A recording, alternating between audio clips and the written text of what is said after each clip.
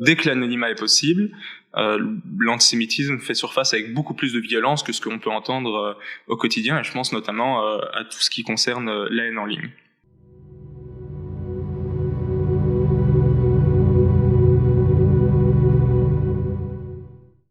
Bonjour à tous. Donc l'idée de cette intervention, c'est de poser la question de comment mieux prévenir et sensibiliser à l'antisémitisme. Et pour nous, à l'UEJB, un des éléments essentiels, c'est d'abord de réussir à bien l'appréhender. Donc cette présentation se fera en deux parties.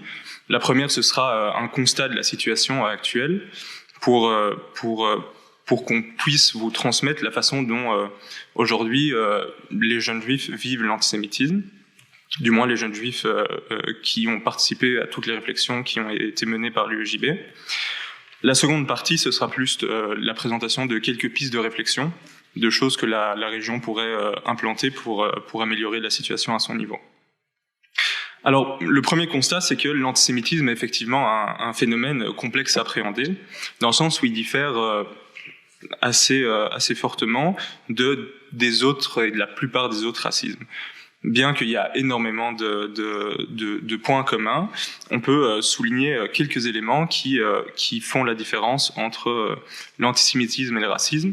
L'idée, c'est évidemment pas de séparer les deux phénomènes. L'antisémitisme est une forme de racisme, mais plutôt de comprendre les spécificités qui peuvent empêcher parfois certaines personnes de saisir exactement de quoi il retourne. La première, c'est que l'antisémitisme a une origine différente de la plupart des autres racismes. Là où l'antisémitisme prend sa source il y a pratiquement 2000 ans dans l'antijudaïsme, la plupart des racismes qu'on pourrait considérer comme plus modernes prennent leur origine dans des situations coloniales et postcoloniales. Donc ça, c'est un premier élément. Ensuite, il y a une autre chose qui diffère et qui est assez importante, c'est que les Juifs sont en mesure de cacher leur identité. Pas tous, on peut penser aux orthodoxes qui ont certaines traditions dont ils ne se débarrassent pas même en sortant en rue, par exemple. Mais moi, par exemple, sur moi, j'ai aucun signe distinctif de ma judéité. Et donc, c'est quelque chose qui est possible de faire pour les Juifs, ce qui diffère aussi des autres et de beaucoup d'autres minorités. Il y a aussi la question de l'intégration.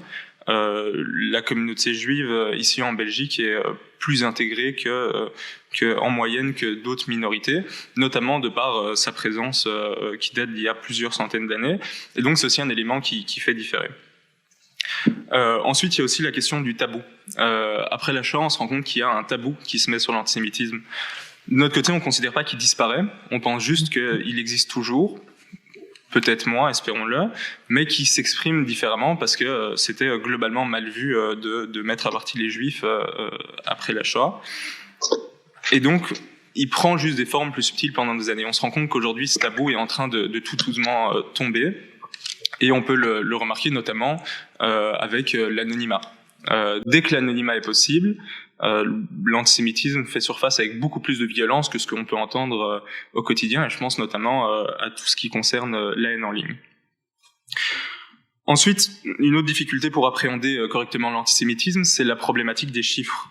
On se rend compte qu'énormément de juifs victimes de discrimination ne signalent pas les actes antisémites dont ils sont victimes, parce qu'ils savent pas comment le faire, parce qu'ils considèrent que bien souvent c'est pas assez grave selon eux pour être signalé. On ne se rend pas compte tout simplement de la gravité de ce qui se passe. Et donc on a une problématique au niveau de l'estimation du phénomène antisémite, d'autant plus que toute une série de phénomènes n'existent et ne voient tout simplement pas le jour, pour la simple et bonne raison que si le juif et les juifs décident de ne pas montrer qu'ils sont juifs, on va moins les reconnaître, et donc ça limite le nombre de situations à risque, ou alors parce que les lieux de rassemblement et les lieux communautaires sont sécurisés avec des services de sécurité communautaires et la police. Et enfin, il y a aussi la problématique du fait que au final, en Belgique et à Bruxelles, il n'y a pas tellement de juifs. À Bruxelles, les meilleures estimations parlent de 20 000 juifs, ce qui limite évidemment le nombre d'échantillons pour faire des études, ou encore juste le nombre de situations à risque auxquelles les juifs pourraient s'exposer du simple fait qu'ils sont moins, donc il y a moins de possibilités de situations conflictuelles. Donc ce cocktail d'éléments-là fait que l'antisémitisme est effectivement difficile à appréhender, qu'on ne voit pas toujours, et qu'il faut certains outils pour pouvoir comprendre ce qui est à l'œuvre. Alors, l'antisémitisme, d'où provient-il? C'est la question qu'on peut se poser ensuite. Tout d'abord, on a la problématique du radicalisme religieux. On a beaucoup parlé de l'islam radical. Il ne faut pas oublier non plus que le radicalisme chrétien peut être une problématique, même s'il l'est moins ces dernières années. Et donc, on a un premier pôle là de source d'antisémitisme. Ensuite, il y a l'extrême droite. L'extrême droite qui, aujourd'hui, est un problème majeur. J'imagine ici que tout le monde a vu les derniers sondages en Flandre. C'est quelque chose qui nous inquiète beaucoup, nous, à l'UEJB, parce que quand bien même aujourd'hui, on se rend bien compte que la rhétorique de l'extrême droite ne se base plus autour de la figure du juif, on n'est pas dupe. Non seulement peu importe sur qui ça se base, c'est extrêmement délétère pour les sociétés dans lesquelles on évolue, mais surtout, ils n'en pensent probablement pas moins derrière. Et quand bien même ils ne seraient pas antisémites et de bonne foi, leur projet de société ne peut que déboucher sur la discrimination de toutes les minorités, et pas seulement celles qu'ils choisiront. Donc, la problématique de l'extrême droite. Ensuite, on a évidemment une autre source, c'est la situation en Israël-Palestine. Cette situation peut être vectrice d'antisémitisme, dans le sens où certaines personnes pourraient utiliser cette problématique pour laisser libre cours à leur antisémitisme. Ça ne veut pas dire que toutes les critiques faites par exemple au gouvernement israélien sont antisémites, je tiens à être très clair là-dessus, mais ça ne veut pas dire qu'elles ne sont pas toutes antisémites et qu'il ne faut pas être vigilant. Et enfin, de façon bien plus générale, pour élargir la focale, on peut se rendre compte que, en tout cas au niveau des préjugés et des stéréotypes antisémites, toute la société et tout le champ politique est potentiellement touché. Il y a une enquête extrêmement intéressante de l'ADL qui a été menée en Belgique, et qui pose la question aux Belges, est-ce que vous considérez que les Juifs ont un rapport particulier à l'argent? Et on a 49% des sondés qui répondent oui. Alors, je ne veux pas en tirer une règle générale et dire un Belge sur deux a des préjugés antisémites ou un Belge sur deux est carrément antisémite. C'est pas l'idée, on n'est que sur un chiffre, donc par honnêteté, je dois vous dire que on peut pas en tirer une règle générale et sortir une affirmation derrière. Ce que je veux souligner par là, surtout, c'est que le préjugé antisémite, le stéréotype antisémite est ancré. Et il est là. Et donc nous, à l'UEJB, on a une grille de lecture pour distinguer l'antisémitisme qui se base sur 4 niveaux. Le niveau 0, c'est le premier. Donc on a un niveau où la personne n'est absolument pas antisémite, n'est absolument pas touché par le phénomène. Le second niveau, c'est la question du réflexe antisémite. Le réflexe antisémite, c'est vraiment cette idée de moi je suis pas antisémite, les personnes se considèrent pas comme antisémites, mais vont avoir certains réflexes, par exemple dire que oui, les juifs ont un rapport particulier à l'argent, et donc on est à ce niveau-là. Le troisième niveau, c'est l'attitude antisémite. On se distingue du comportement, qui est le quatrième niveau. L'attitude, c'est vraiment être antisémite, mais pas vraiment le dire, ou le dire dans des milieux très restreints, qui ne toucheraient aucun juif entre amis, à un repas de famille. Mais on est vraiment à un niveau en dessous du comportement, qui va découler de l'attitude. Et le comportement, c'est vraiment l'agression physique, l'agression verbale, le fait d'être activement antisémite. Il est évident que le tabou dont je vous parlais tout à l'heure, qui a suivi la Seconde Guerre mondiale, a longtemps cantonné les antisémites juste à l'attitude, parce que le comportement était à ce point mal vu qu'il était intenable publiquement. Et donc au final, tout ça pour dire qu'il y a un aspect profond et enraciné à l'antisémitisme. Même si on ne le réalise pas toujours, même si on le constate pas toujours directement après un examen superficiel des faits, le préjugé, le stéréotype antisémite est là et concourt à un contexte sociétal qui est problématique pour les juifs. Et donc maintenant, il faut se poser la question des conséquences. Qu'est-ce que ces différentes sources d'antisémitisme, qu'est-ce que cet antisémitisme qui sous-tend d'une société la société? Et je tiens à préciser quand je dis cet antisémitisme qui sous-tend la société, je ne vais pas dire que les gens qui ont des préjugés, des stéréotypes antisémites ancrés en eux sont directement des antisémites en puissance. Il y a des niveaux de nuances et c'est pas tout le monde est antisémite ou personne n'est antisémite. On est dans des différents niveaux et il faut pouvoir distinguer et faire preuve de réflexion face à différents types d'antisémitisme. Mais les conséquences, c'est globalement les plus connues et ceux dont on parle le plus, c'est les agressions et les meurtres.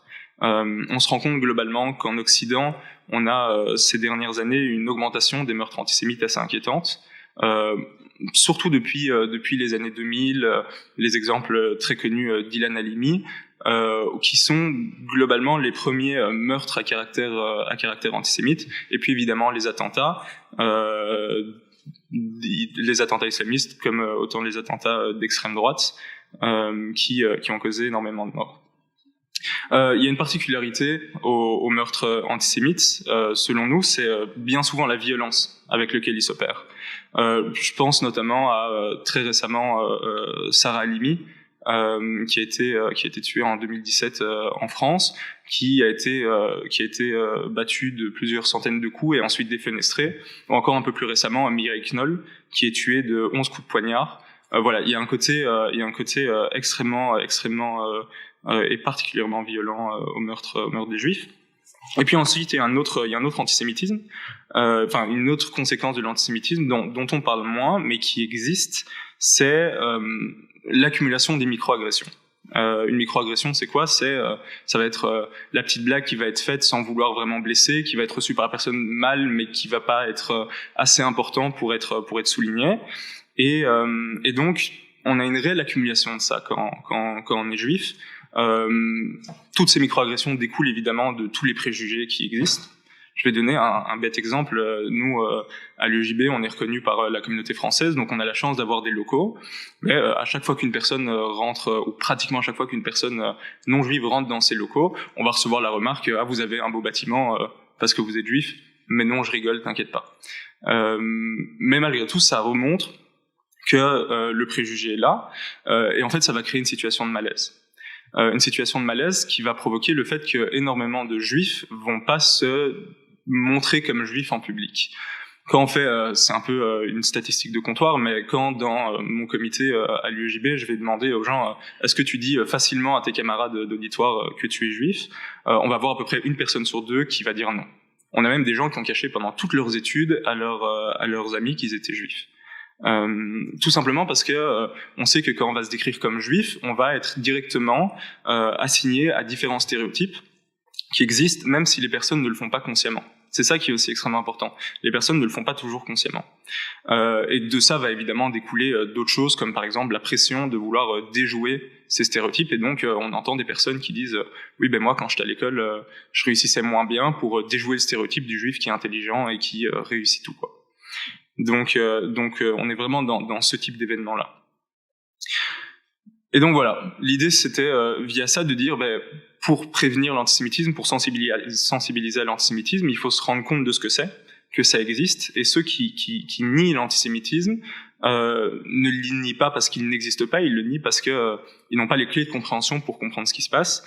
Et je pense que la meilleure solution dans ce genre de cas, c'est d'écouter tout simplement les juifs, le faire avec attention, sans essayer de détourner le débat, et vraiment écouter le ressenti des communautés juives. Alors, au niveau des pistes de réflexion, on en a plusieurs. Je tiens à préciser que le JB n'a pas réellement d'expertise en matière de conseils de la région bruxelloise, et donc c'était vraiment une réflexion qu'on a lancée entre nous, en comparant les compétences et en cherchant des idées, en essayant d'être un peu inventif. Mais moi, ce que je peux faire, c'est tout d'abord encourager à aussi peut-être penser à des groupes de réflexion à une plus petite échelle qui mélangerait acteurs de la communauté juive, chercheurs et politiques, pour aller chercher des solutions aussi à ce niveau-là avec un accompagnement global. Mais nous, de ce qu'on a eu, on a eu évidemment une première piste qui est la question de la recherche statistique via l'Institut bruxellois de statistique et d'analyse. C'est extrêmement important. C'est pas parce que on a du mal à avoir des bons chiffres qu'il faut se dire qu'ils servent à rien. Ça reste malgré tout les meilleurs indicateurs d'augmentation ou de diminution de l'antisémitisme, et pour constater l'évolution sur le terrain. Et donc c'est quelque chose que j'encourage fortement, et aussi dans la mesure du possible faire connaître les moyens de signalement de l'antisémitisme aux communautés juives, parce que globalement on se rend compte que les gens savent pas où se tourner quand ils sont victimes d'antisémitisme, sauf dans le cas d'agressions plus graves où ils vont aller plus naturellement vers la police. Ensuite, en deuxième, il y a l'idée d'intégrer les juifs à l'espace public bruxellois. On a cette problématique du malaise dans l'espace public. Je sais que ça faisait l'objet d'un autre panel, mais ça reste tout de même intéressant de le mentionner. On a ce malaise dans l'espace public où les juifs ont du mal à se revendiquer en tant que juifs dans l'espace public, et encore plus quand il n'y a pas de sécurité ou qu'ils sont isolés.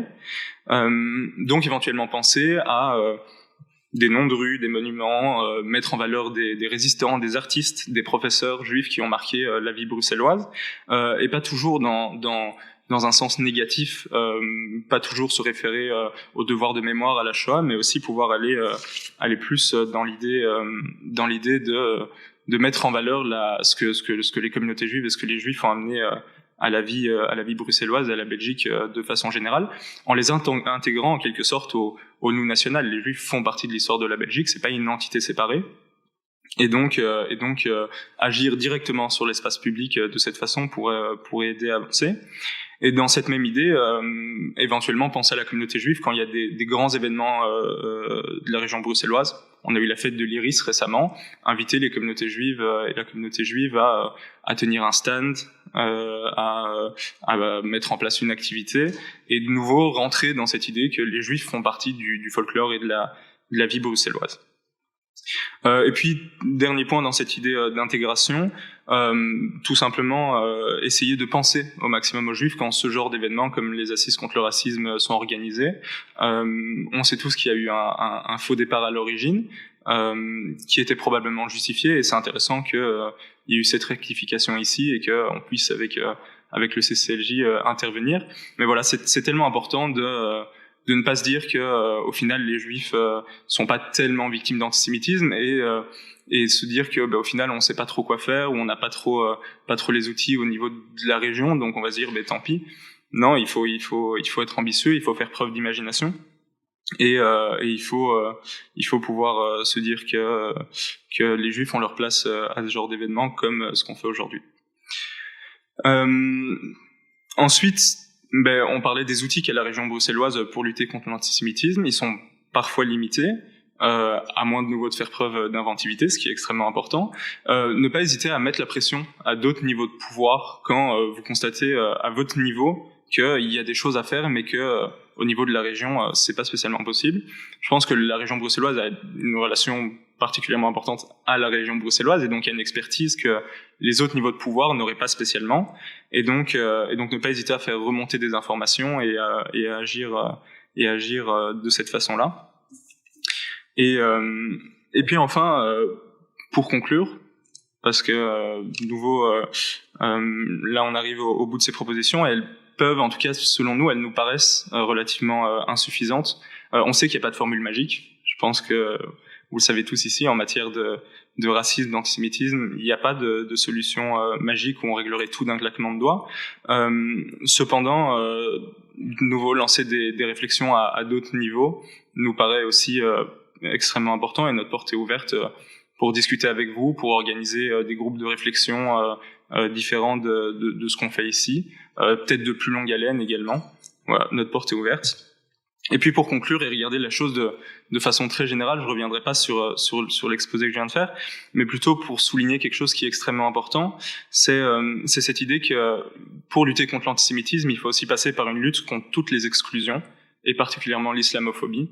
On se rend compte dans différentes études que une intégration de minorités qui ne fonctionne pas bien amène à un ressentiment vis-à-vis de la population majoritaire, ou la population considérée comme majoritaire, ou encore des minorités mieux intégrées.